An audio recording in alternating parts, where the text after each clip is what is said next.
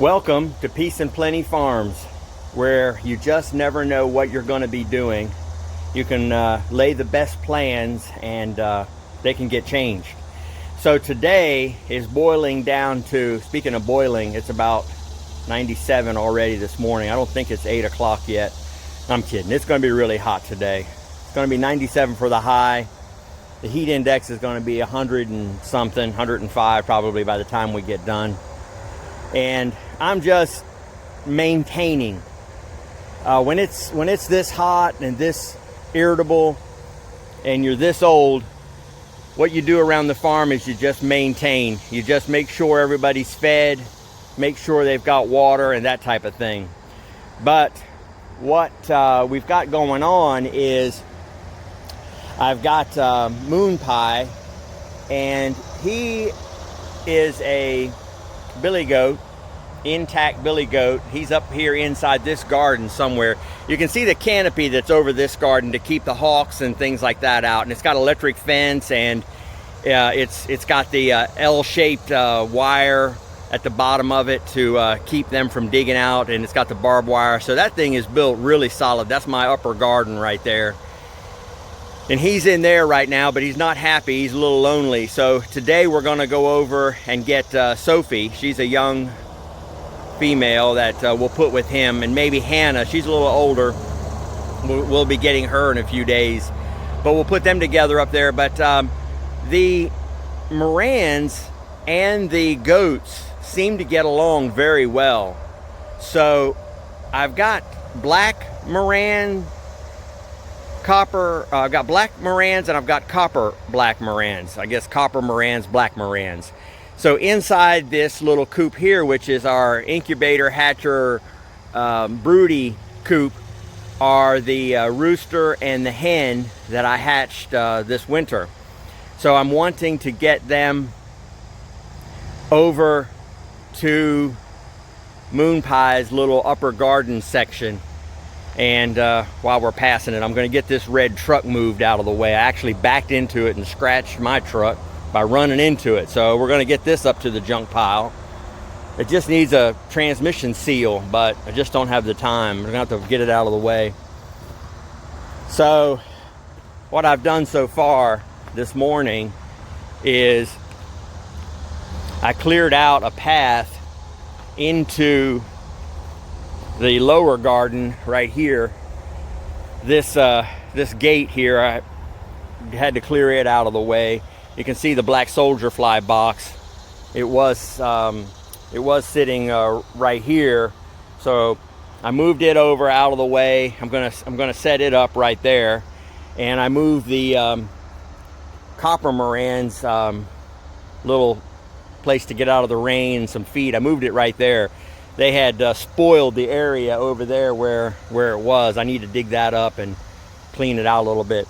So let's swing around. I'll show you the, here are the copper Marans. So I've got one hen copper Maran and one copper Maran rooster. Same with the black Marans, one hen and one rooster. So on this lower garden, I've got it divided into two sections right down the middle here with this rinky-dink little fence here. This separates the silkies and the Marans. And then I've got these little sections here, 1, 2, there's 5 altogether. And I call those the FEMA camps. And I can put a goat in there, or some rabbits, or the chickens, separate things in there, you know, on a temporary basis. Well, I had this dog pen back here in the very back, and I wasn't really using it for anything. And that's one of the things about farming, homesteading, is you seem to be remaking and reusing and redoing things, moving them around, trying different things. So I'm going to pull this dog kennel with the trailer. I've got it tied to the trailer here, and it's just going to skid along. I can't put it on the trailer until I get outside of the garden because of the canopy that's up here. So we're going to drag it out of the lower garden area, load it on the trailer, and back it up there and get it set up. And I've got a small coop I'm going to put in there and a cover over it and some plywood, and put the black Marans will move from the broody coop to this. And I'll cut a small access hole so that the Marans can walk into the big garden area, but the goats can't get into the Marans area. The goats, if they could get in there, they would eat all the feed, topple everything over, climb on the coop, knock the coop over, they would destroy it. So this will give the chickens and maybe some rabbits. I thought about maybe doing a colony of rabbits in here also. So I'm going to put a new bottom on here. I cut the old bottom off. It had a rusty bottom on here, a welded wire bottom. I'm going to put another bottom on here so that it's really secure, and that way the rabbits won't dig to get out. And like I said, I've got the wire, the chicken wire going around the bottom of the upper garden and the lower garden. It's kind of rusted away here, but let me show you on this side over here. I did another video on it, but I'll show you right here. You can see there's another chicken wire layer that's laid up against this one and then on the ground out there. Well, on the upper garden, it comes in. It comes in across the ground like this. It's just, you can buy them. They're 16 inches wide by 50 foot long.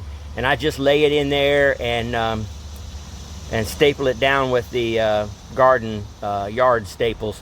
And that way the rabbits won't dig out. They can dig in the middle of the garden, but not on the edge where they can get out. So I could do a colony in there. That's kind of my plan. Well, I know it's not fascinating and interesting, but it's homesteading and it's remaking things.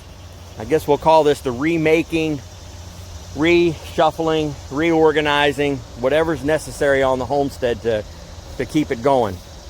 Thanks everybody for watching. Come grow with us and we'll experience it together. Thanks.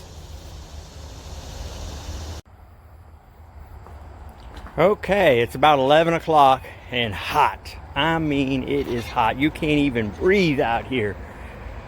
So I'm getting ready to head over to pick up Sophie, the female goat. I've got the trailer on the back of the Explorer and the cage and stuff in the back. I'm going to pick up a calf hutch, one of those plastic calf hutches. I'll show you a picture of that on the way back. I did not have time to move the Marans over to keep Moonpie, the billy goat, company, but I did get the dog kennel moved over here. I drug it out with the trailer, and then I loaded it on the trailer, and I brought it over here and set it up right here. You can see I put a new bottom in it. It's a 1x1 welded wire bottom right there. Look at this over here in the corner. There she is. She escaped a couple of weeks ago and has really enjoyed the freedom, but we're gonna corral her one of these days. I'll show you the have a heart trap with some fencing attached to each side of it, like wings on the left and the right, and I spread it out like a V, and my wife and I can chase her in. But she's been enjoying her freedom. When I catch her, I may just put her in here and start a rabbit colony under here. Now what I did is I cut a hole. I put this dog kennel and I cut a hole right there. There's a hole cut through going into the garden. He's already figured, watch, he's already figured he can fit through there. So the gate's closed, so he's gonna have to stay out of there because he'll eat their food and topple their water over and climb on that coop. That's a raggedy old coop that someone gave me years ago, and it's barely holding together. But I want to build something in here that'll house the rabbits. And the way you house the rabbits and the chickens and the goats together is you build a door exactly for the chickens to come in, and a door over here exactly for the rabbits to come in. And the rabbits can have the lower area of the building and the chickens can have the upper area of the building. Now I've got some ideas to keep them separated, so we'll do a video on that later. But that's the trick to cohabitating, is that each one has its own area to go to get away. so the chickens can get away from the rabbits and the goats, and the rabbits can get away from the chickens and the goats, and the goats have their own area.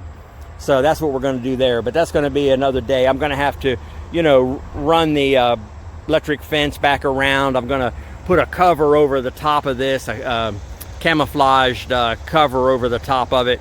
I'm going to build a little place down here for their food, where it's got like some plywood and a few more things to do. Going to tighten up these corners down here. You can see right there, it needs to be, you know, hooked up, tightened together.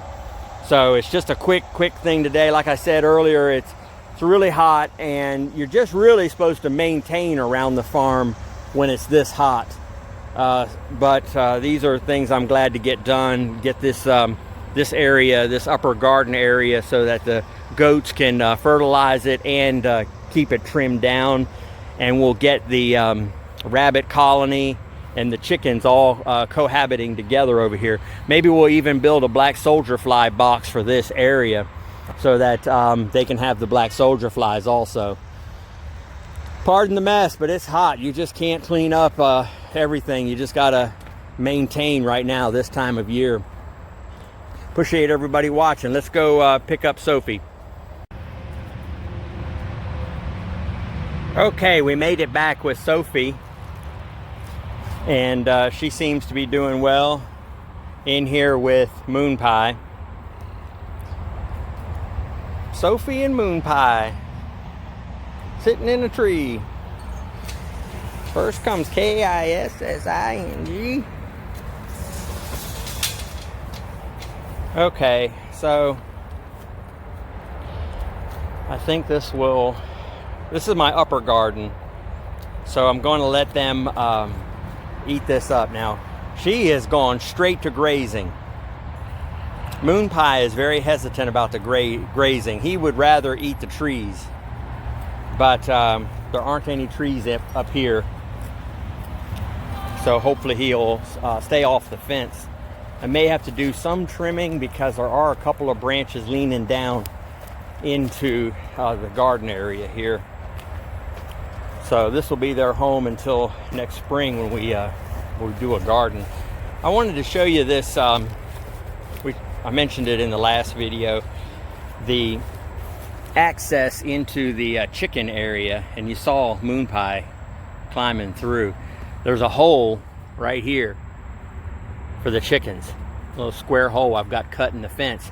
Now what I'm going to do is I'm going to build like a tunnel, a square tunnel, and it'll be about a foot or two into the chicken area and about a foot or two into the garden area here. That way the goats won't be able to climb through.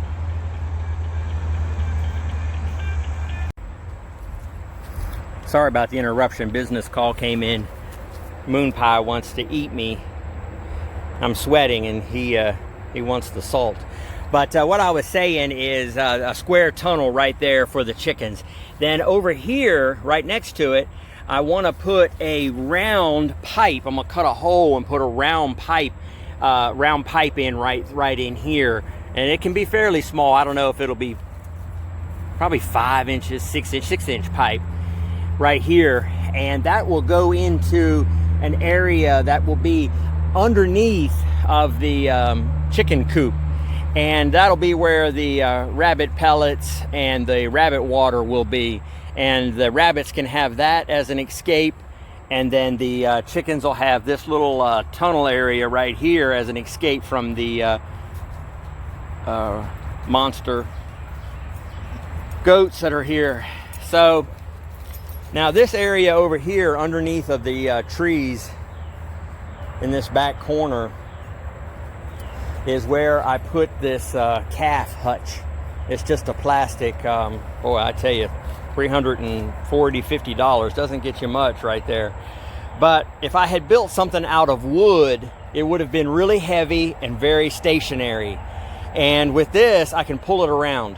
So right here can get really wet in the springtime, but right now it's really cool. The moss and the shade and the lowness of the ground, it's really cool back here. So I can just put this little hut back here for the summer, and then I can pull it uphill across to the other side where there's a little bit of shade in that corner right there.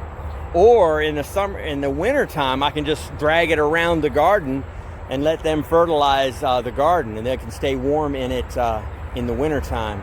So I decided to go with that. It is $300, but the options of dragging it around, moving it around, just overweighed, you know, the expense.